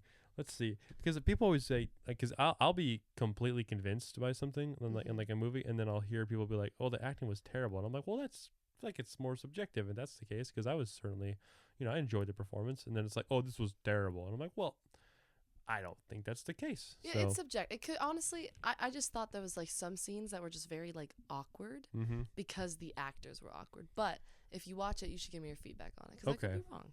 We'll see, because it would take me a long time probably, because there's a lot of movies that I would watch in front of that, or like just like podcasting to catch up on too. No, So I get you, I can't promise I'd watch that. But if I see clips and stuff, I'll be like, oh, I appreciate your honesty yeah, though. Thank no, you. for sure, yeah. I'm like, Caleb, not fucking happening. Kayla, I'm not fucking watching this stupid movie. Thank you for noticing my honesty. That makes me feel nice. But a movie I watched in my junior year of high school, or junior year of high school, that I shat on so much that people love is The Butterfly Effect with Ashton Kutcher. It came out in 2004. I have it. I think have I seen There's a few different versions of it because there's like a couple different endings, but I know exactly what movie you are talking about, but I do not know if I've seen it. And I've been obsessed with like the idea of the butterfly effect theory. Just like if you do something and it messes and then up the future. it affects of all kinds of other stuff. Yes. So that was nice to explore. But so basically the premise of it was what I did it did not sit well with me. So this guy, Ashton Kutcher plays a guy who's just in college, and then like he like used to have these like weird blackout memories when he was a kid, and now he had to go through therapy when he's a child, and now he's an older, well-adjusted young adult, but he has these notebooks that he would journal down, right? And he would kind of replay these memories, and he forgot about them after a while. But he brought them all to college with him because he brought all the shit with him. Then, 20 minutes in, he's reading one of these journals. And as he reads it, he like blacks out again. But when he blacks out this time, he gets to basically go back in time, and he gets to affect what so whatever time period he was blacked out for back then. By reading that book, some magical way, he can take his current mind and body and self and put it in like his old self and like affect shit. And it's just, they take it. Fascinating. It's really, but like, I was like, no, I'm like, no. That's not, don't call it the butterfly effect. Call it magic notebook, dog. And like, they take it in so many weird directions, and it's so fucking and like, a lot of the kids are ugly. It's just like, I'm like, and a lot of the people they chose. A lot of the kids are ugly. a lot of the kids are like the kids they chose look nothing like the adult versions of themselves. It's just so. I hate when they do that in movies. Yeah. There's one of the most recent offenders of that was I Saw the TV Glow. It's like an A24 movie. Oh, I have been wanting to see that. So I've seen it twice now with the same group of people. We all watched it twice together, and I had the same problem both times. So, without spoiling anything, there's a flashback where the kid's in 7th grade, and it's some kid, and then he's in 9th grade, and it's a different kid, and he's black, but like the skin tones are not even close to the same. Which, I mean, you can't really use that as an excuse to like not hire to cast somebody. I imagine that's probably problematic in Hollywood. Be like, you're not black enough, or it's like you're not white. Not black enough. I'm sorry. But it's just like, he didn't seem like he was that. He could have the actor who played the 9th grade version of himself also plays the rest, like the different age the rest of the movie. So he's from like 9th grade all the way to his like mid 40s or something, right? So I'm like, well, if they did that, then why would they have one? It makes no sense to me that they'd have one kid be the 7th grade version of himself when that flashback is 2 years ago and the rest of the movie spans over like 15 years. I get what you mean completely. And there's like the kid's like tall, and then he only gets a little bit taller next year, and they don't really have the same acting chops at all. It looks like, because the second guy, the guy you see most of the movie, he's like this very gaunt voice, and he plays the character very well that way. But it's just so. I'm like, just stick with him the whole movie. He was doing fine. First kid's nothing bad with him because you know frame of reference when you're watching him. But then when he gets replaced by the new guy, you're like, the fuck is this about? Because you're expecting a third person whenever he becomes like an adult, but then they just stay with this guy. I don't know. It is a very experimental and it's a trippy ass movie. And it's kind of thought provoking. It certainly stayed with me a few days after I watched it, but I don't know. I love A24 films. Yeah, A24 fucking kills, man. Yeah, have you seen Talk to Me? I love Talk to Me. I love horror films in general. I've not seen the second one. Second one's out now, I think. I have not seen the second one either. I But think it's called Save Her, or like, I don't know, something like that. The name or the word "her" is in like the. I'll just look up Talk to Me sequel. Talk to Me sequel.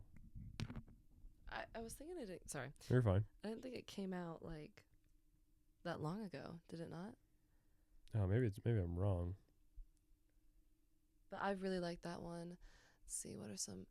I didn't know Long Legs was made by Neon. It's also Oz Perkins. You know who's his dad is? Mm-mm. Is the guy from Psycho. Really? Norm Bates. Interesting. Norman Bates. Anthony Perkins is his dad. So I think Oz Perkins, what he had Long Legs. He has the monkey. I've not seen the monkey. I think I might be wrong about that. Is that with Brad? No, that's 12 Monkeys. That's 12 Monkeys. Yeah, I've only ever started that movie. I know that's Bruce Willis too. That's a great movie. I love. I've not. Bruce I need Willis. to sit that, see that another chance, 'cause that was not what I thought it was. It was like I've never found it without the most grainy ass picture. Like, Really? I've never found it like clear as day ever. Huh. I don't know why. Might not be like that. Who knows? But it's a good movie. But I've never heard about it. I remember I was in class one day and then some girl was like, "You should watch this." I checked it out that night and I think I had to pirate it or something. Yeah. And because I couldn't find on anything else, and I've never heard of it before, and it was really It's good. a big stars for the cast too. I mean, Bruce Yeah, Willis and great Brad cast. Pitt. That's Yeah, what dude. surprised me so much. Yeah, my dad was one. He was like, "You need to watch that movie. You're gonna love it." And I was like, I just didn't know what to expect. But then I didn't realize it was like, it's very sci-fi-ish, and I also Mhm. it just felt like very, I don't know. I need to watch it again and give my honest attention and opinion. Oh, I want to talk about the gun and weapons again, Okay. because, let's see. So, people were either very perplexed, they thought it was stupid, or they thought like it's there just to kind of ignite people in comment sections and stuff. But it had which you said you saw the movie, right? Mhm. So you know exactly what I'm talking about. So Yes. what you see first is this what I thought was an alarm clock, because it says 217, and then the gun basically materializes in the air, Mhm. right? Yes. And I think my initial reaction before the internet started influencing my thoughts was, I thought, because it's a dream sequence, the time, like the alarm clock was like, oh, that was the time that they all the kids got snapped to go to the house, right? Mhm. And so I thought maybe it was like gonna wake them up in that moment, but then it didn't. So I was like, maybe that's not an alarm clock. Do you think it's an alarm clock, or do you think is that what it's supposed to what it's supposed to symbolize? Because it's on the side of the gun. I don't know. And I'm not a gun guy. Pretty sure they don't have analog clocks like that or digital clocks like that. Well, they said in the movie that it was primarily like a they were basically saying that the kids were weapons, and Yes. I don't really know if it was supposed to be alarm clock. I don't like. When I watched it twice. I watched it with two different people. Mhm. And both times I was very confused because I don't know. I almost maybe it was like a foreshadowing. Sure, but I mean, the kids are the weapons themselves because they tear her to bits, which is really cool. But they don't use a gun. But people were because a big motif of that movie is like an empty classroom with otherwise would have kids in it. Yeah. Talking about what like the aftermath of horrible school shootings. Mhm. I think it was like almost like treating the weapons like an allegory for like how would a community like treat people around them if this crazy thing happened. Mhm. Well, okay. Two things. I honestly, at first, when I first saw it, I thought the gun was like pointing to the house where all the kids Okay. were running to. You mean like off screen? Yes, I thought Mhm. it was just like almost like a direction. Yeah, like you almost using it like a compass maybe. Yes. Mhm. So, because it made the point that he was like drawing the lines to the stuff like that. I also want to talk about how much I hated the blonde girl. You just hated her? She was such a jerk. I hated her so yeah, much. I guess because at first you're like, is she gonna be the main character the whole time? And then you're like, well, wow. all right. She's certainly was such a she was bitch. she was just the first one, Yeah. and so I don't know. She's very flawed. I do so. Whenever I've had teachers on the podcast before, and I have a very good, I very much respect teachers now. Now that I have been on the inside before, because I taught after I graduated, and so whenever there's like the teacher scenes, whenever she's like really close to Alex and stuff, and I'm like, that's very nice that she wants to be that you know involved with somebody, like just taking care of him, but then she kind of crosses the line, which is weird. But then the fact that she's like an alcoholic and stuff, and it was just like bought people, someone in the podcast I was listening to today, they were like, girl, why you buy two two bottles? Just buy one handle to save money if you're gonna do that. I don't know. Well, yeah, she just. First of all, why you following a kid home? Yeah, First no, that's weird. That's why really you weird. sitting in the driveway, staring at the house, following a child home? You're weird for that. Yeah. I think she's. And a then she bad totally person. she totally makes like the cop guy Paul with the mustache. She totally like makes him stop being sober.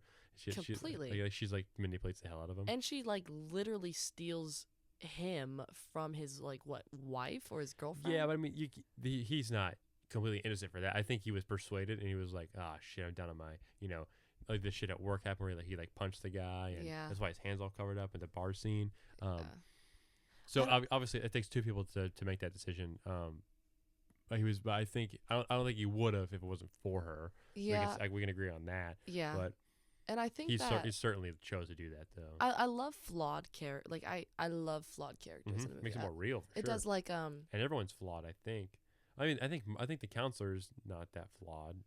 Marcus, whenever because he Oh, like the principal. Yeah. Yes, I loved him. Yeah. But like flawed characters such as have you ever seen Barry? Oh, with Bill Hader. Yeah, I'm aware of the show. Sorry, off topic. No, you're fine. Not at all. Love that show very much. Bill Hader is very versatile. He does all kinds of cool stuff. He's very funny, but he also he can be dramatic, and he just has a very I don't know. He's a face you recognize. You're like, that's fucking. I know him. I really think you would Cloudy like that series. with a Chance with Meatballs. Is it on HBO probably? Yes, I really think you'd appreciate that. Maybe. But that was off topic. But no, you're yes, fine. But flawed characters though. Yes, yeah. I love flawed characters, and I really do appreciate her. Like in Seven, Detective David Mills. Yes, yeah, he's very. Is that right, David? Yeah, that's right, David. They call him Mills. The whole but he gives into his emotions, and eventually it's what That's what the movie leads up to. So I'm like, that's a very flawed character, which makes it more compelling. And you're just you can kind of bank on what their actions are going to be, so you kind of prepare for it. Yeah. So who else is flawed in weapons? Like certainly Josh Brolin, because he was I mean, it sounded like from what I remember, he just wasn't in his kid's life ever. It was just kind of emotionally kind of guarded and kind of was away, and then he gives up. Then he takes it all for granted later on whenever his son's missing and stuff. But then, he can be very aggressive. He was gonna approach the shit out of the blonde girl. What the fuck is her name? Julie? I don't know. Yeah, I also noticed. And he wrote he called her a witch with the paint. You were saying. Well, he is also a very flawed character. But I also noticed a mistake in that movie. They said in the very beginning that the kids never came back. I heard them talking about that in the podcast today. I think obviously that's supposed to be I think it's part, how the hell is that the case? I should watch this. And then they, logistically explain it away whenever the kids don't return to their state that they ever were. They never came back where came back normal. Yeah, I guess. Which I'm like yeah, fuck off with that. Yeah, tell me the truth up front. I feel you. It's just when I first like I said, I watched it twice. I first caught on to that, and I was like no, because they said that they never came back, but they did. Yeah, it definitely did come. They back. definitely for sure 100% did come back. Yeah. And I like that I really think the little girl narration is like adds to like how creepy that shit is, because I like agree. because that immediately draws you in, And very much so. another And thing, the kid Alex, the kid, he's so good. the He's kid like the like the child actor. Yeah, the oh yes, Yeah, yeah. I know what you mean. I know Mhm, what you mean. mhm. Yes. Um, little boy. what was I gonna say? I lost my train of thought. Oh, I love body horror like a lot. Yes, that's what the iceberg thing we talked about. Or the Yes, Mhm. but the idea like I can make your parents eat them. Oh, you could Yeah. what? You can do what? And like when they were like And stabbing each with other. the Oh fork. my gosh! Yeah, and like in the sound design for that was so it was weird. so weird. It Just- was so vicious. I love it. Yeah. But I love That- I love I laugh so hard whenever Marcus and his husband are like making food, because it just looks like, oh, they're gonna get comfy and like when like on like a weekend or whatever, yeah. and they have every hot dog in the world they're about to eat, and I'm like, Oh my gosh. I'm like, dude, gay dudes eating hot dogs is so fucking funny. Because I felt like they were like making fun of them, where it's like, what do you think? What do you think gay guys are always eating when around no one's around? They just love phallic food. I I love don't that know. you picked up on that. It's funny. But I really did like Marcus. I hated when he died. It was so tragic. Yeah, But I no. love Oh yeah, how- because the fucking car. Yeah, Oh, just yeah. And then sideswiped him. Oh my gosh, the scene when he's banging his head into his freaking boyfriend. Oh my Yeah. gosh. Are you kidding me? Are you kidding me? That And was I- tragic. And they talked about in the podcast, the Dead Meat. There was no music for that. It just I think it's just Which I mean, it reminded me of Talk to Me and Long Legs, because Yeah. like the headbutting shit. I love that. I like stuff horror that makes me uncomfortable. I don't Yeah. like horror that's like, oh my god, what am I like just like, Yeah. what am I Well, watching? I can't feel that way anymore about movies, because I'm always being like, man, the makeup is so good in this, or it's like, I'm like, I wonder if they used a styrofoam head for this. I'm like, oh my god, I wonder what it was like to wash the paint off his face. That, You've broken the fourth wall too Yeah, much. it's too. Yeah, I'm like on the production side of things, where I'm like, obviously this is not real. Yeah. But like if someone was like, someone snapped a stick and then all of a sudden, big old eyes pop out, and then I saw, a husband and a husband, end each other's lives like that with just skull. Ugh. Which at that, I don't get why, like the mineral rule, where, two of the same materials can scratch one another, right? And it takes a diamond can scratch quartz, but quartz cannot scratch diamond. It's because it's like a density thing and stuff. Mm-hmm. Why the hell was Marcus's head not also deteriorating like a motherfucker? I thought about that as well after, because I was like, if you're the amount of like that would break your skull as well. Certainly, but I mean, if you're under a trance like that, then it just doesn't really matter. Yeah. Well, also you have to think of the fact like those kids could not have possibly just survived off of chicken soup for how long? Damn near like a year. What happened? Clog those arteries, dude. Exactly. And they're not producing anything after. They're not shitting that shit out. So how? I don't know. There's just a lot of technicalities. Which they also talk about that on Dead Meat, where they were like, they were like, just let the movie be a movie. Like, don't pick it apart. And I'm like, yeah, but I do want to. Okay, let's remove the movie aspect and let's put these scenarios in real life, where it's like, okay, well, I probably would not give her a bowl of water, because if she barges in my home, is like, I'm not really worried about it. I'm kind of above it these days. I want a bowl of water. Like, why are we so accepting that we're just giving that a shit bowl? made me laugh so fucking hard. That was I was like, what? Can I have a bowl? Oh. No. And then, dude, also, I enjoyed Weapons so much that the fact that there was a couple in front of me the whole movie, they were very old, and I think the guy in front of me had Parkinson's, which is like unfortunate, and I feel really Tragic, bad for him. horrible. But I think his wife had like sympathy Parkinson's, because she was also vibrating, or he had such severe Parkinson's, it's like contagious around certain contact around him. Sympathy Parkinson's. Or it's like if you're like, near him, you also have it for the time Yeah. being, which is unfortunate. But he also smelled like piss the whole time as well. And I still love the movie. I was like, It added to the movie, if anything. Yeah, so I think, I did not do anything to bother the guy. I was just like, well, this is the hand we were dealt. It's fine. I feel very bad for him. Should be like, hey, you smell like piss. Uh, Get out of the theater. Kayla, do you know what I actually thought about doing? Huh. I thought I was like, I made sure I knew how to do it before I thought about it, but I was like, I think I could realistically choke him out in a matter of seconds. Just like wrap my hands around his neck and then push. You know, because you gotta take your left arm, grab your right bicep, right, and you take your free hand, your right hand, and then push the skull against like the. Like that's the technique I was showing. It's like a jujitsu thing. You're just staring at him like, yeah, I could choke this. Yeah, he wouldn't see me. I'd be back there. I'd be in the piss. Know. I'd be in the dark. He'd be covered in piss. Poor dude. Poor guy, he'd just be covered in piss. Yeah. Just oh my just gosh. just a freshly, you know, he's out cold on the ground, covered in his own piss. His wife, she sees it, so she does it too. He's like, well, he stopped moving. Oh my gosh. That's horrible. That's horrible. Do you think this is too offensive to make the clip? No, I think it's nah. He made it fine. Matter of fact, I'm gonna put that. You know, this is too offensive to make the clip. I'll put that in the beginning of the clip. That way, people are like, huh. He was worried about it, and then it's like, oh, that's not that bad. He's just a little shaky old man covered in fucking urine. Gosh. But this movie was still good. I still enjoyed it after that experience. And my friend Eric Hook, he's a comedian friend of mine.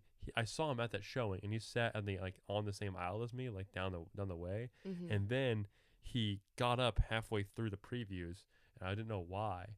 But then we were DMing each other about what we thought about the movie, and he was like, "Yeah, it smelled like piss down there." So I had to like move up, and I was like, "Yeah, dude, it smelled like piss down there." I know exactly where it was coming from too."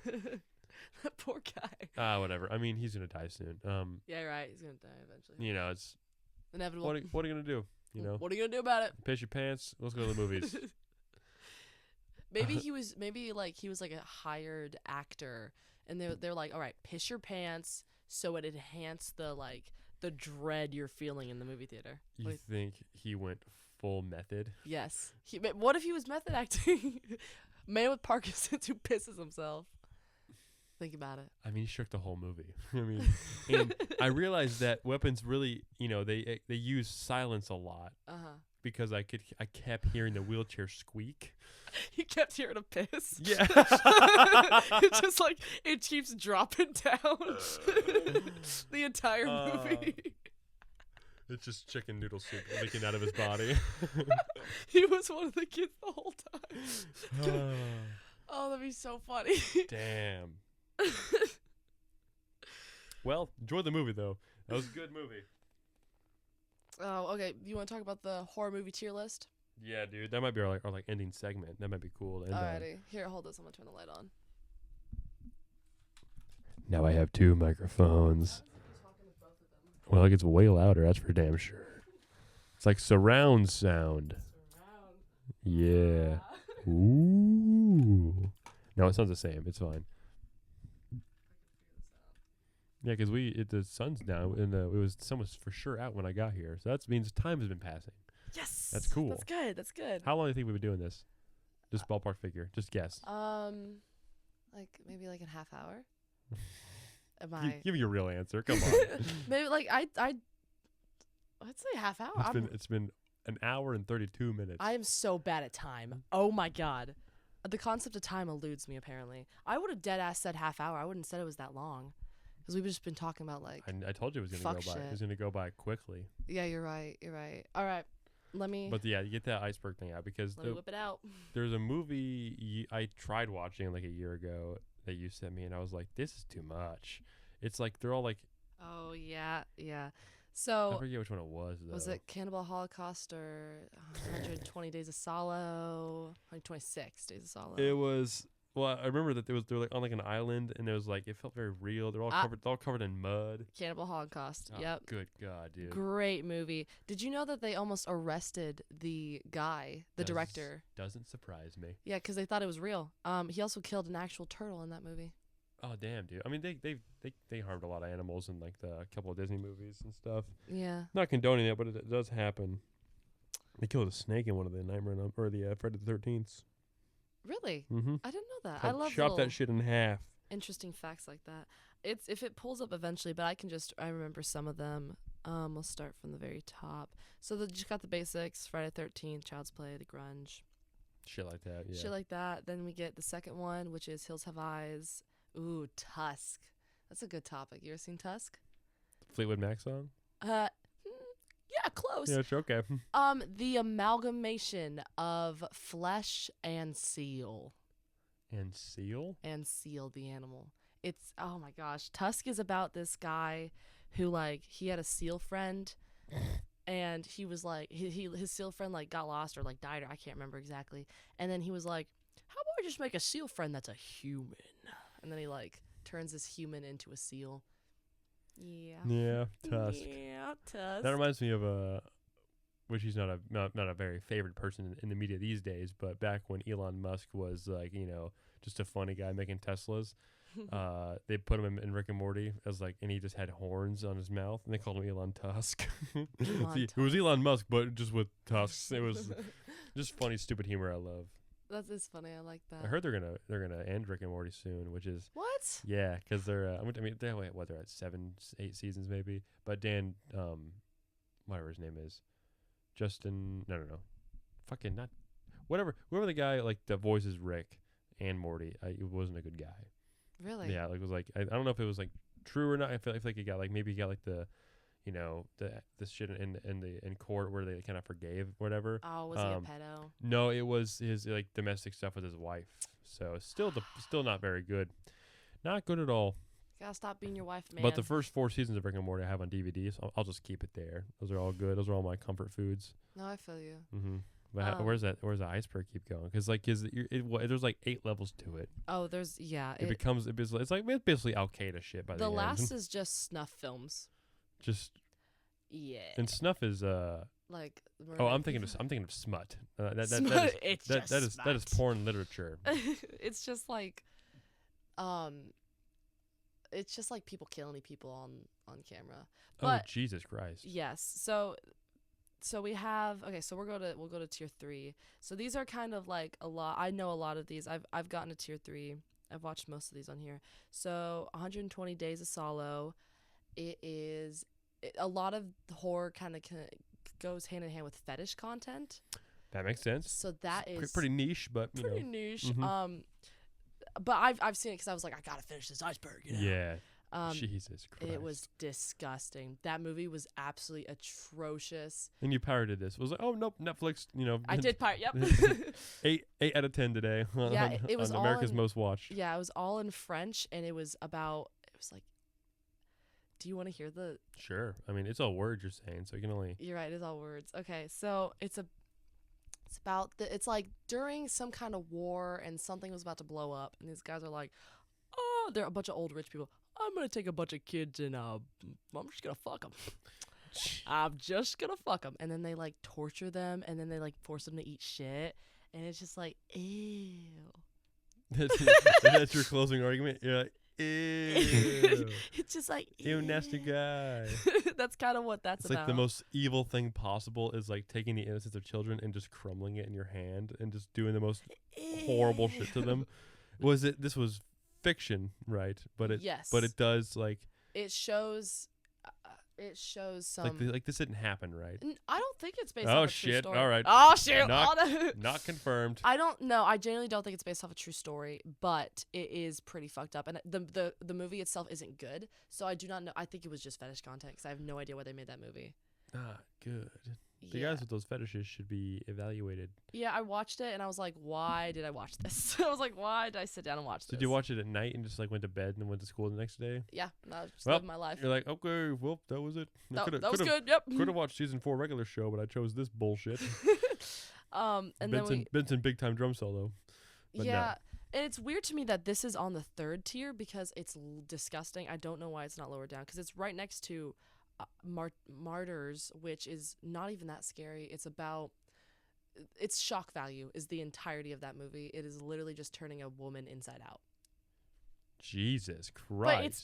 But it's not as crazy as having kids, fucking kids. Yeah, it's not as evil because you're only harming someone, but still not great. It's not too good, but it's like it's not even that good. I mean, on this list, it's probably one of the best to just watch. It's a movie. It's more of a movie than like, what are you doing?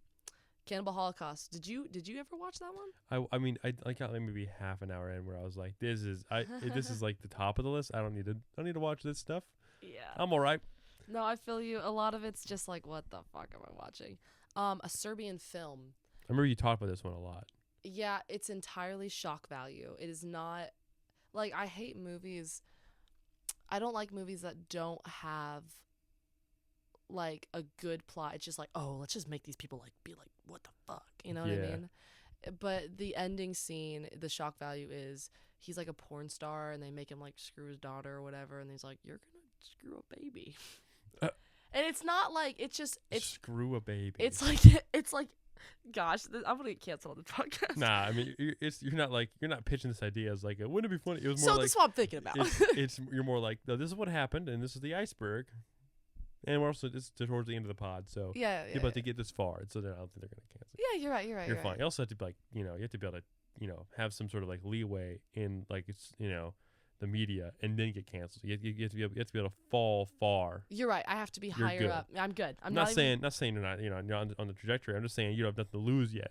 Luke, I didn't want to tell you this, but I'm actually really famous. Oh damn! You're gonna take over the Tonight Show with Jimmy Kimmel? Yes, and then I'm gonna be like, yeah, Luke's just a horrible guy.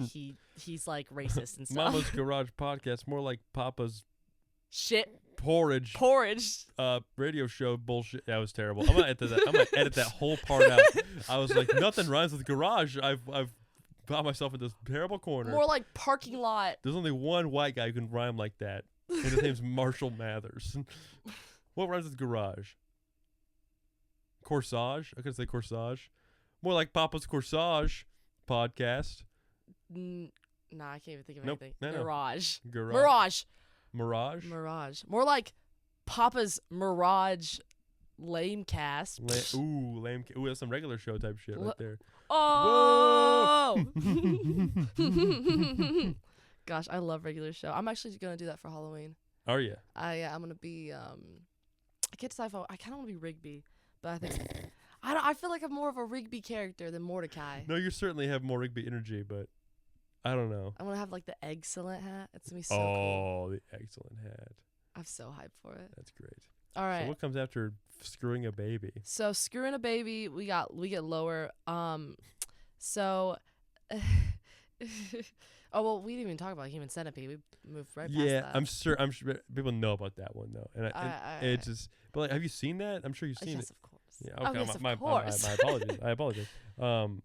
But like, is that like a well-made movie? Is there like a budget behind that? It's just disgusting. It's just a shitty movie. Right. I've seen the South Park episode where they all sign off on the Apple like iTunes like terms of agreements, and then they all like. Oh my god, I know exactly what you're talking about. Yeah, Bill Hader wrote on that episode. Really? Yeah, because they did a whole I think that was the episode they did the like 40-minute long South Park documentary about, which is great. It's like I think it's called like 6 Days, where they just get off tour doing the Book of Mormon on Broadway, but then like they were due to have a new episode for South Park up like a week after they wrapped on it. Yeah. So they had be in the writer's room, do all the voiceover, all the animation, which they took 6 days to make an episode, which is crazy. It's crazy turnaround time. But that's the movie. Human Centipede. Centipede. So funny. Okay. So the next one. I don't know a lot of these because a lot of them, like Snuff 102, is just it's just porno. Like we have Life and Death of a Porno Gang. Yay! And then we got Slaughter Vomit Dolls, which I have seen. Slaughter Vomit Dolls? Yes. Don't ever watch it. It is disgusting. It is basically it's like 2 girls, 1 cup, but vomit and sadness. Well, I mean, 2 Girls, 1 Cup does certainly have vomit already, but how do you know? I certainly looked it up. I was like, I gotta see what everyone's worried about. No, I feel you. Well, it can't be that bad. Then I was like, well, okay, I should trust the media. Yeah, and then a lot of this I have not, like, I'll see, like, a lot of this is just, it gets to an extent where you're just watching some messed up stuff. Yeah, so you're just like fucking up your brain chemistry. Yeah, like I've seen Eccentric Psycho Cinema. That was that was a weird movie. And then I have not seen anything on the bottom of the tier list, but I have heard about Snuff R73.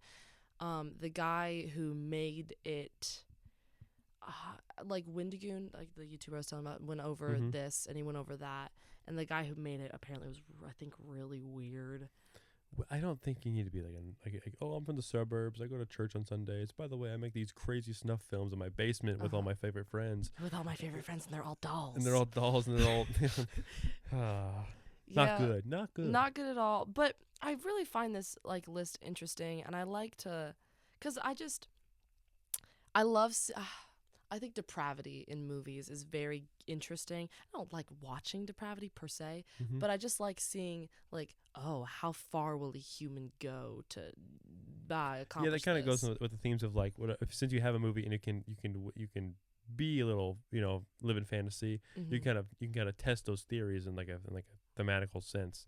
Yeah. So I understand that for sure. Yeah, but woman's flesh, my red guts. What? That's only like 4th on the list. So all right, let's skip to the bottom because how bad have you seen some of the worst shit on there? So I haven't seen anything on the bottom. I have not seen the worst shit. I just know, like, this is stuff that I have purposely not tried to watch. Well, good. All right. Yeah, I probably honestly, this is more of a PSA than anything. It's a public service announcement about. Don't watch these. Hey, don't watch Vomit Slumber Party Massacre. Well, okay, that one's by.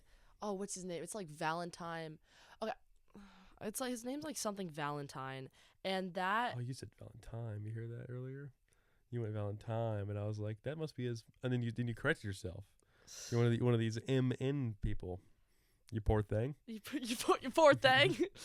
Hold up. It's okay. So I like collecting weird shit, as you can. I got some. Sure, but I mean, it's all.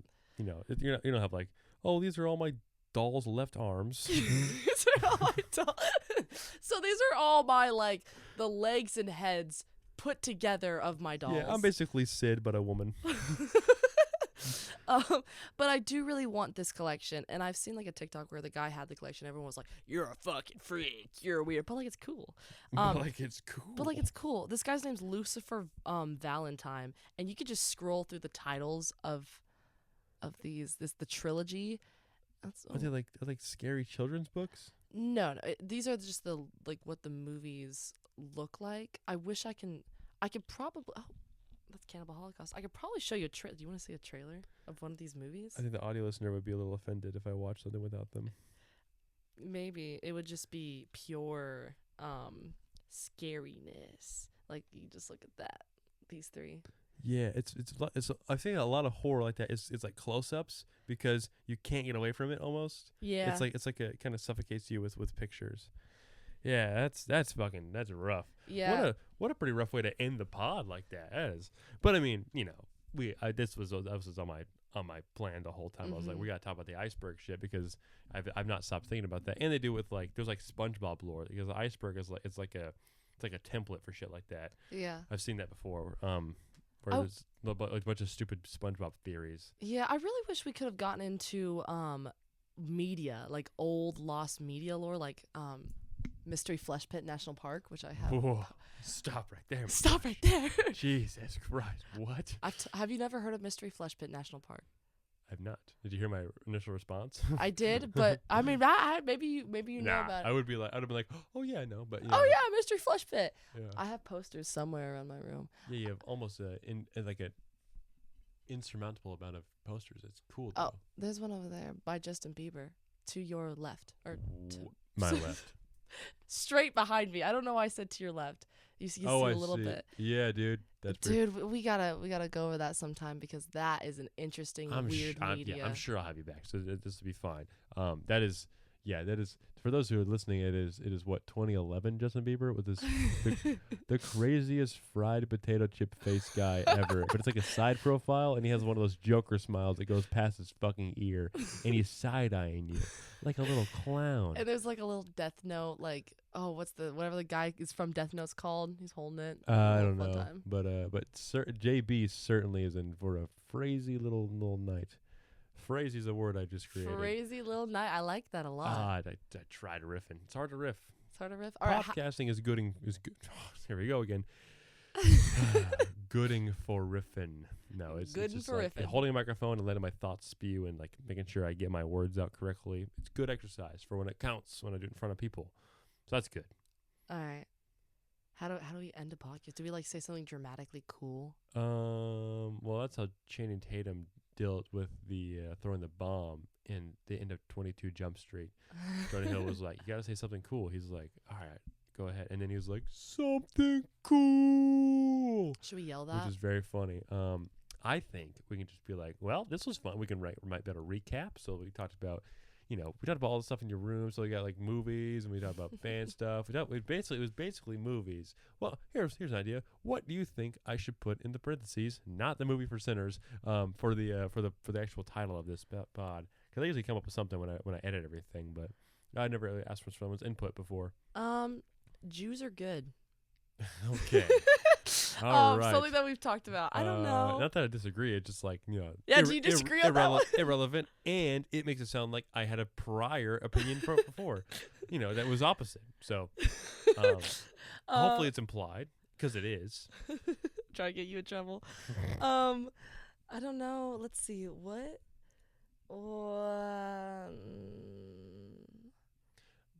Podcast sandwich. That's got to be it. Podcast sandwich? Podcast sandwich. I like that one. That's good. That's good. All right. All right. Bye-bye. An hour 50. We nailed it. I'll see you guys next week. Bye-bye. Adios.